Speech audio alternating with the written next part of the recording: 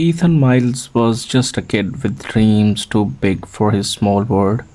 27 years old, quite humble yet filled with fire. He saw art in everything, in the way the city lights flickered, in the cracks on old walls, in people's eyes when they told their stories. Everyone said he had potential, but potential doesn't pay rent. Every morning he would wake up believing that this day could change everything. He would put on his old jacket, plug in his headphones, and set into the cold street of New York, a city that gave hope of millions yet quietly broke thousands. Ethan worked part time at an art studio, cleaning brushes and mixing paints for artists who barely noticed him. He watched them, confident, loud, successful, and somewhere deep inside he wished he could be one of them. But dreams are heavy when the world doesn't see your worth. Bills piled up. His landlord started calling more often. The fridge stayed empty and the sketchbook stayed full of unfinished ideas. His girlfriend Maya, once his biggest supporter, finally gave up. Her last words still echoed in his head. You love your dreams more than you love yourself. And when love leaves, silence walks in. But silence isn't peaceful, it's loud, heavy, and lonely. Ethan tried to drown it with music, with late night sketching, with endless cups of cheap coffee, but nothing worked. The nights grew longer, darker, emptier. One evening, while working late, his friend Jake stopped by. Jake was everything Ethan wasn't: carefree, confident, always smiling even when things were falling apart. He looked at Ethan and laughed softly. Rough day, huh? Come on, man, just take a line. You will feel free for once. Ethan shook his head. I'm good, bro. I just need some sleep. Jake clutched and said, Sleep's for people who made it. We are not there yet. He left a small packet on the table before walking out. A tiny thing that carried a storm inside it. Ethan stared at it for a long time. He wasn't planning to do it. He just wanted to know why everyone said it helps. Curiosity is quite dangerous and often disguised as relief. That night, in a small apartment under the flickering yellow light, Ethan drew a line, not on the sketchbook, but on a mirror. The first line that wasn't art but escape. And that moment, that single decision would change everything.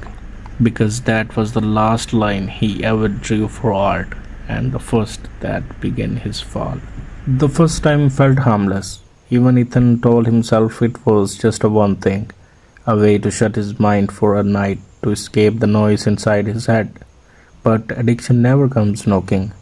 It quietly moves in. What stared at curiosity became comfort, and comfort slowly turned into craving. The days began to blur. He stopped sketching.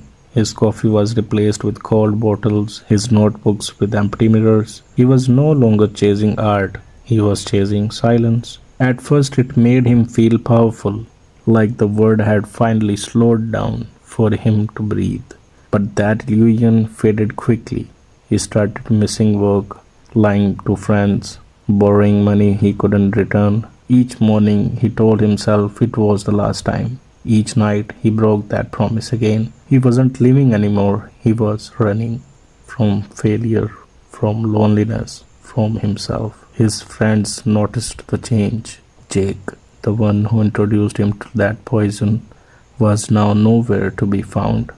The art studio let him go after he missed too many days. His landlord left a final notice on his door, and the calls from his parents, he stopped answering those too. They didn't deserve to hear the sound of his broken voice. There were moments when he would stare at his reflection and barely recognize the man looking back. The spark in his eyes was gone, replaced by emptiness, that hollow kind that even tears refused to fill. His body grew weaker, his hands shook, and his drawings turned darker. The colors that once spoke hope and screamed pain. One night, sitting alone in his dimly lit room, he picked up an old sketch he made for his mother, smiling, proud, full of warmth. He stared at it for minutes before whispering, I'm sorry, Mom. It was the first time in months he had said something out loud to anyone, even if she couldn't hear it. But addiction doesn't forgive guilt, it feeds on it. The more ashamed he felt, the deeper he sank. The substance that once promised peace now demanded everything, his money, his time, his body, his mind. He sold his art supplies, his books, even his camera, all for just one more night of nothingness. The city around him kept moving, bright and loud, but Ethan had become invisible. The dreamer who once painted life now lived in shadows, trapped in a cycle of regret and escape. Every night he swore it would be his last. Every morning the monster whispered, just one more time, just one more time. And every time he believed it, days turned into weeks, and weeks bled into months. Ethan no longer kept track of time, he only counted doses. His apartment, once filled with sketches and scattered paintbrushes, was now a graveyard of empty bottles and broken promises. The curtains stayed closed, the air felt heavy, the kind that carries regret. He had stopped answering knocks, stopped checking messages, stopped caring if the world forgot him, because in his mind it already had. Sometimes he would walk the streets at night, staring at glowing windows for other lives, laughter echoing from apartment, music spilling from bars, couple holding hands. He was surrounded by life, yet completely alone. The city that once inspired him now mocked him. Every face he saw reminded him of who he used to be. One night he found himself sitting on a park bench at 3 a.m. His hands were trembling, his heart racing, his body begged for the poison it hated. He looked up at the sky, but it was too dark to find any stars. Is this it? He whispered. Is that what I became? A small voice inside answered, not yet. But addiction doesn't let hope speak for long.